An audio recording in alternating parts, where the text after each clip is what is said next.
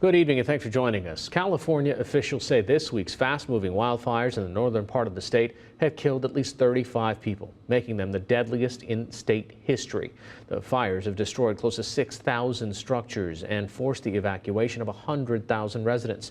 Today, more than 10,000 firefighters battled 16 large wildfires that have burned more than 214,000 acres of land. California wine country has sustained the worst property damage, especially in the Napa Valley and Sonoma County. Fires there are only 45% contained. NewsHour Weekend Special Correspondent Joanne Jennings went to the Sonoma hillside town of Kenwood, where most residents have evacuated and others are scouring the ruins. Last Sunday night, Jim Perry went out for a night of dancing. He returned home exhausted and fell into a deep sleep. I'm a sound sleeper. I just smelled smoke, just terrible smoke, smoky, burny, smell. That's the only thing that woke me up. By the time Perry awoke, all of his neighbors had evacuated, except one family. Yeah, I did hear their son scream, the fire's coming in the back window, and that's all I heard. That family got out, but Perry, a machinist, decided to stay to protect the home his father built. It's like a little oasis. Yep. Everything is on fire all at once, all around me.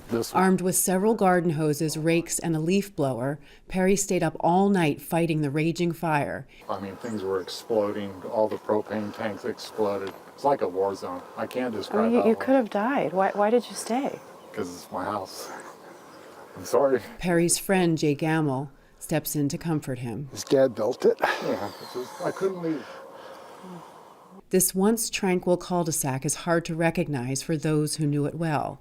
It's now covered in ash, rubble, and the charred remains of vehicles. A stack of wheelchairs is parked curbside in front of what was once a convalescent home. All 8 elderly residents were evacuated safely. Though Kenwood is inside a mandatory evacuation zone, a handful of residents remain to help. While I think there's been a lot of reports of much worse wind. In this rural mountainside town, Shelley Lewis and Zach Power spend their days caring for animals left behind by evacuees.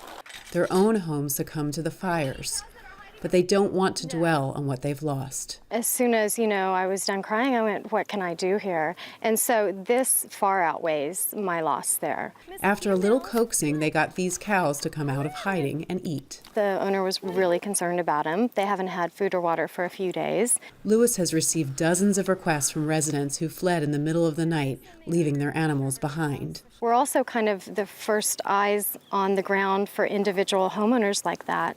They're getting national news coverage of general big pictures, but they're all like, what about my house at so-and-so and my house at so-and-so? So we're trying to go to those homes and film them or videotape and send them back information.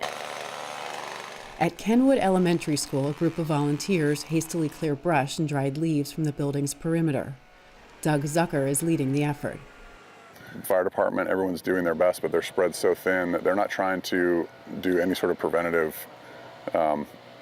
work on a non-life-threatening situation. The fire station is a hub for the volunteers and firefighting crews from every part of California and neighboring states. Captain Fernando Calderon and his crew drove 7 hours from Long Beach and worked 40 hours on the fire line. And we've been working ever since nonstop for about 30 hours now. It truly is a statewide effort, obviously, to put this fire out.